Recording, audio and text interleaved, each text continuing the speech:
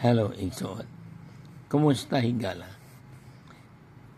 Na ako i-share nimo about maklaro imong kaluwasan. Kung willing ka maminaw, please join with me a few minutes. Saan nga masure imong kaluwasan?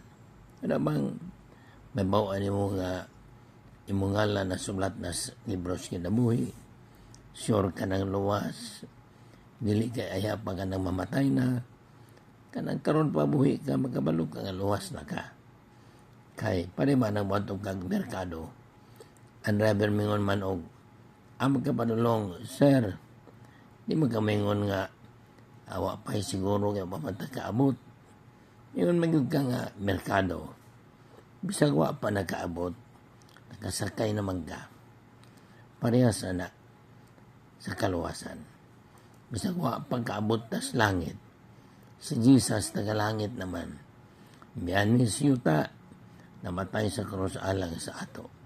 Ang tanang budawat niya, maluwas.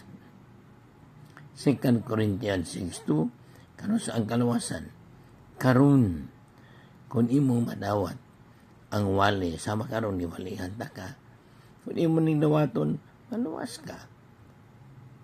Ikaduhang sulat ni San Pablo sa taga-Corinto, 2 Corinthians chapter 6 verse 2. Now is the day of salvation.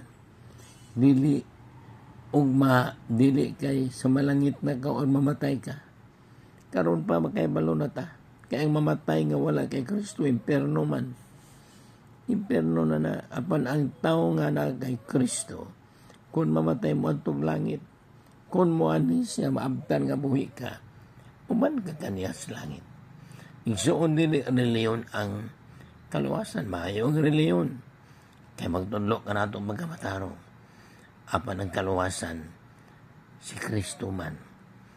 Kay anak man sa Diyos, na tao, nagpagkatao, to save us. Ihatang iyang kinabuhi, ihatang iyang namatay siya, ang umadi mo to anak, pero saon tamat tinuod maging namatay para sa atong mga sala. Kordero sa Diyos ka nagwagtang sa salas kalibutan, nagwagtang na. Masamingon siya, amahan ko natapos na. Natapos o unsa, natapos ang misyon. Pagnawa sa katawan, unsa may muaton karon na ay mawali. Kung walay mawali, walay magkadungog. Kung magkadungog, hindi po madawat, hindi po maluwas.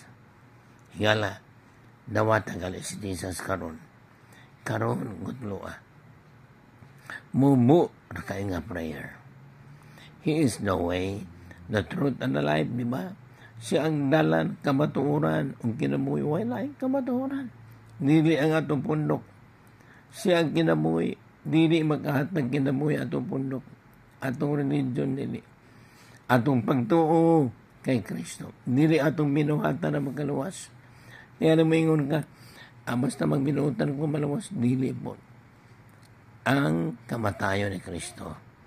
Kung ato siya dawaton, maluwas ka. Dayon, mag-unadas ka na mo. Higala, sabat ni nga prayer. Sige, para ma-sure ang kaluwasan, ang imong ngalan, masulat sa masaot sa kinabuhi.